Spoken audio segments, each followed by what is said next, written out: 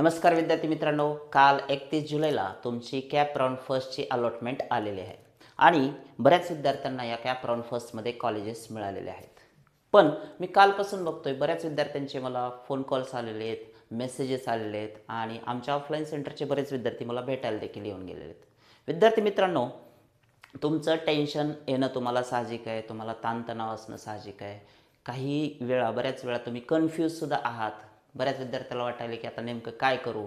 ज्या विद्यार्थ्यांना वाटायला की मला जे 18 नंबरचं कॉलेज मिळालं आहे ते मी फायनल करू का, जाऊन कॉलेजला ॲडमिशन घेऊ का, अशा शंका त्यांच्या मनामध्ये उपस्थित राहत आहेत. आता ज्यांना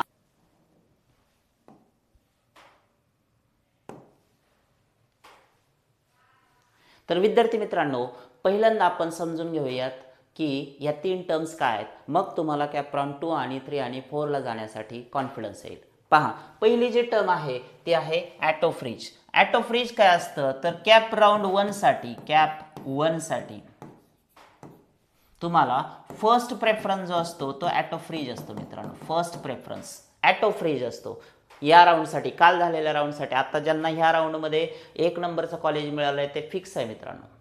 ऑप्शन नंबर 1 ॲटो फ्रीज झाला, त्यांनी जायचं आहे डायरेक्टली ॲडमिशन घ्यायचं कॉलेजला, कुठलीही तक्रार करायची नाही. अदरवाईज ते ह्या कॅप राऊंड प्रोसेसमधून बाद झालेले आहेत, त्यांना बाहेर निघावं लागणार आहे.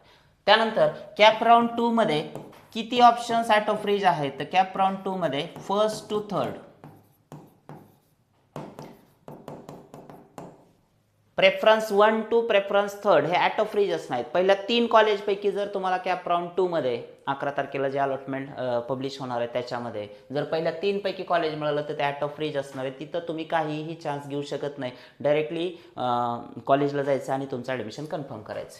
कॅप राऊंड 3 मध्ये कसं असेल, कॅप राऊंड 3 मध्ये कसं असेल तर first to 6th auto fridge होऊन जाते. पहिले 6 कॉलेज ॲटो फ्रीज आहेत मित्रांनो. हा रूलच आहे यावर्षीच्या कॅप राऊंड प्रोसेसचा. पहिले 6 कॉलेजेस कॅप थर्डसाठी ॲटो फ्रीज आहेत आणि कॅप 4साठी तर कॅप राऊंड 4साठी तर कंपल्सरी जी अलॉटमेंट आहे ती तुम्हाला घ्यावीच लागेल, मस्ट आहे. जे पण कॉलेज मिळेल कॅप राऊंड 4ला ते कंपल्सरी, ते तुम्हाला घ्यावंच लागेल. तुमच्याकडे दुसरा कुठलाही ऑप्शन नाही, लक्षात ठेवा. चलो